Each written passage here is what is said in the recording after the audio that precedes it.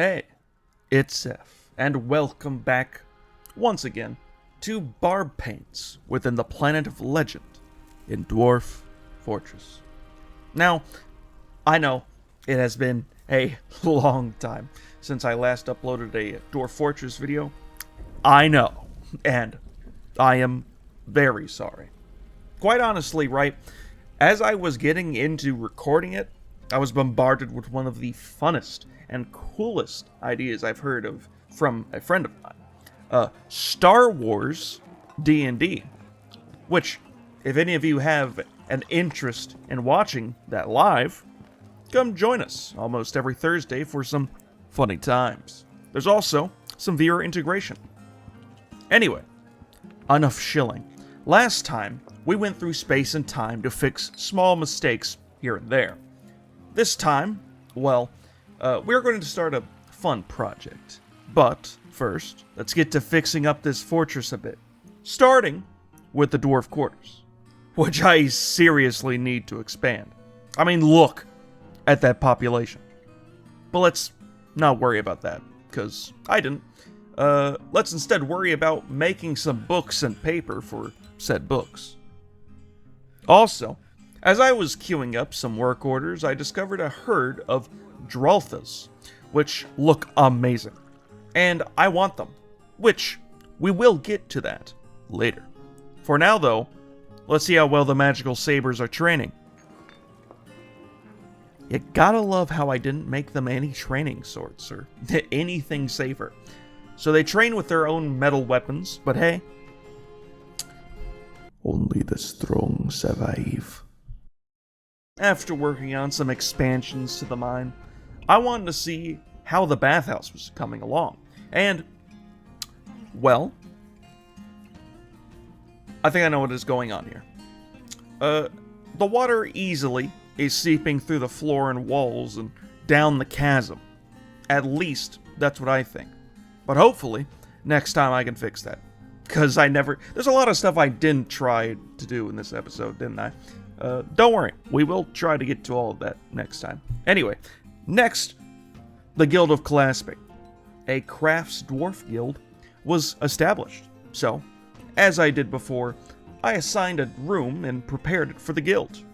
I really need to make better guild halls, because these are so tiny. Also, while I was working on that, I noticed that Avuz Suntirholid was screaming for some bones and logs. Which was pretty funny, honestly. Maybe if he asked nicely, I will get him those things. Oh, a diplomat could not complete a meeting? Well, hopefully the diplomat was not of goblin origin, or else we're in the big doo-doo. Speaking of diplomacy, a dwarven caravan arrived, and I fancied some of the many meats they were selling. So I bought a large portion of their stock. Also, some leather, because why not? Speaking of leather, I'm just kidding, but something related to that, a loom, I found was not in our possession. So, I built one in the little farming shop room I made. Next, the Floating Bathhouse. It was cool, but I doubt many people would just come here exhilarated by the thought of falling. In order to encourage possible falling-related accidents, I added some chairs situated on the very edge of my bathhouse. Railings not included. Alright, I think it's time we set up a way to get into the cavern area. And in order to do it safely, and for my benefit, I'm going to set up some long, winding tunnels filled with traps to hopefully capture any unsuspecting creatures. Also, remember what I said about the deadly gator-infested wells last time? Well now, for some reason, people are bleeding after they grab buckets of water from my wells. A little disturbing. Apparently no wounds or anything, just bleeding from getting water. Like, what's going on here? So, after a few more guild halls were built to help in the expansion of the fortress, I started expanding the inn a bit more to fit more rooms. Then, I added some tables to the precarious placed chairs of the bathhouse. Now, what happened next was probably the funniest thing that has happened so far. Troglodytes had found their way into my underground area. Probably through the wells, but we won't talk about that. Anyway, they crawled their way in and started beating people a bit more than I liked. For instance, shaking a poet around by the leg. So, I sent down the magical sabers to deal with this small infestation and... oh, a cavern was found. How did we do that? Must have been the mines being extended, right? Well, I'll check it later. First, let's look at the sabers absolutely brutalizing some...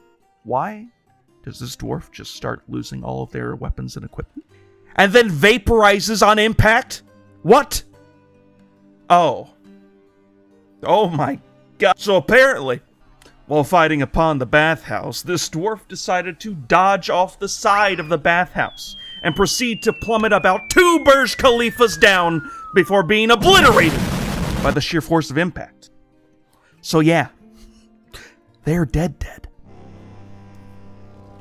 Oh wow, a vile force of darkness. Wonderful. So now with a singular dwarf missing from the magical sabers, I sent them out alongside the bow dwarfs. Once again, however, it seemed the bow dwarfs still didn't want to listen when I said station at the tower. One dwarf even died from falling out of the tower, so yeah, probably should fix that. The fight was good though. My magical sabers, as always, had taken out the remaining goblins and made it look easy.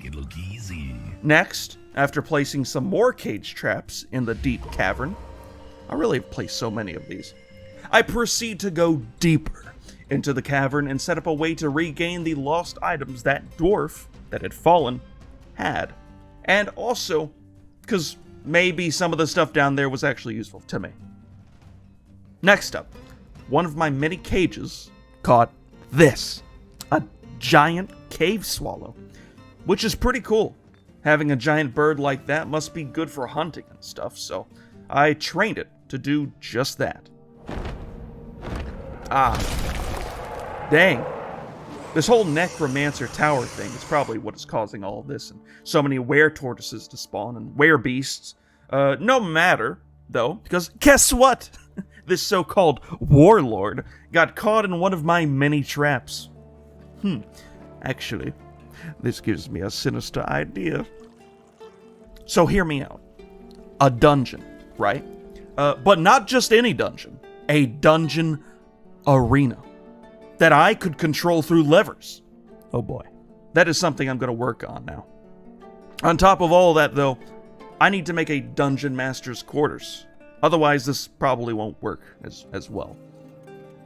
As my dwarves worked tirelessly to load the hundreds of traps I had set up, a caravan arrived a little after I had finished planning some more bedrooms. So, I prepared some trades and also placed even more traps. And finally, did the trade with the elves, which this time, I didn't sell them the wooden bins.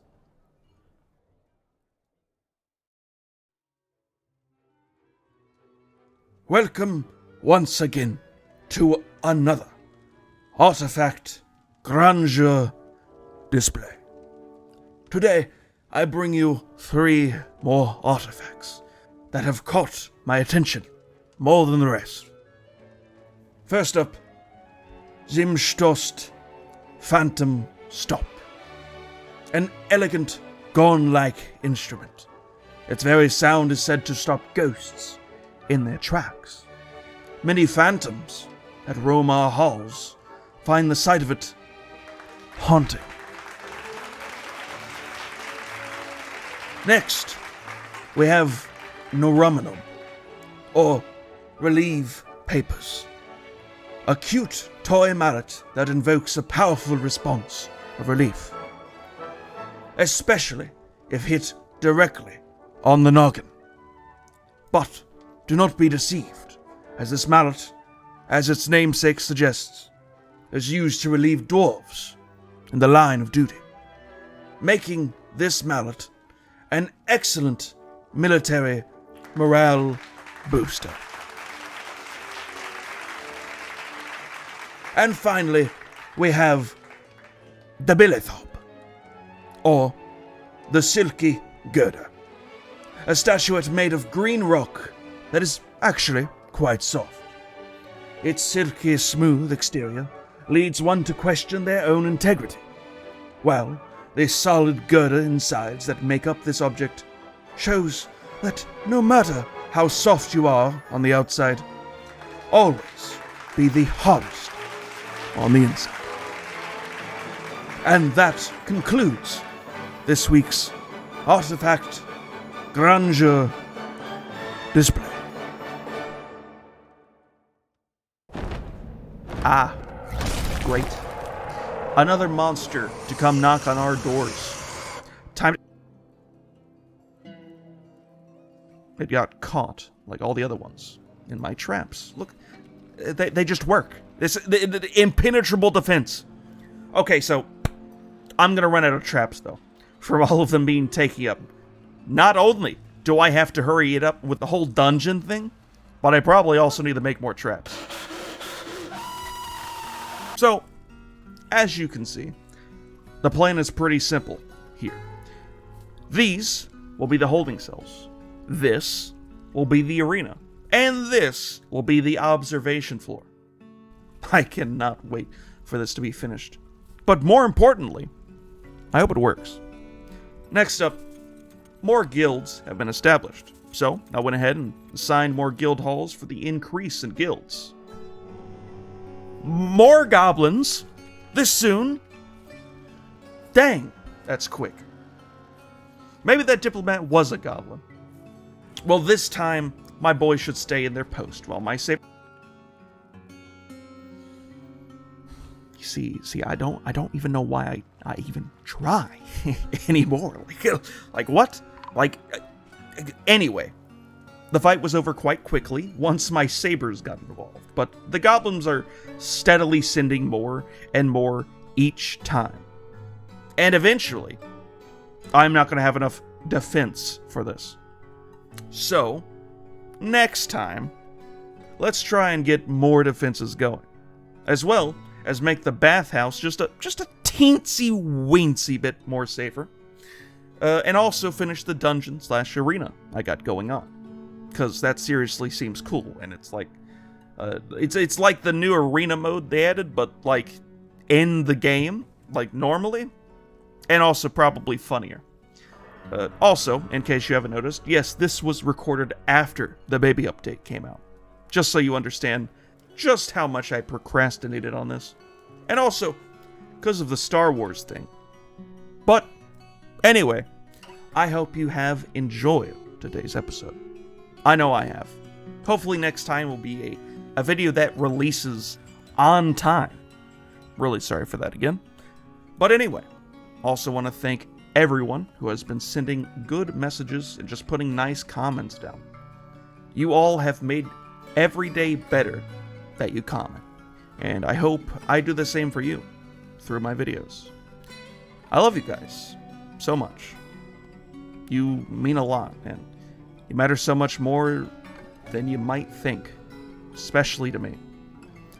Things can get in the way of progress a lot of the time, but know that eventually, even if you do it one step at a time, you can achieve your goal, or goals. You just gotta keep pushing. Anyway, love you guys. I already said it, but I'll say it again. You mean the world to me. Stay safe, and I'll see you.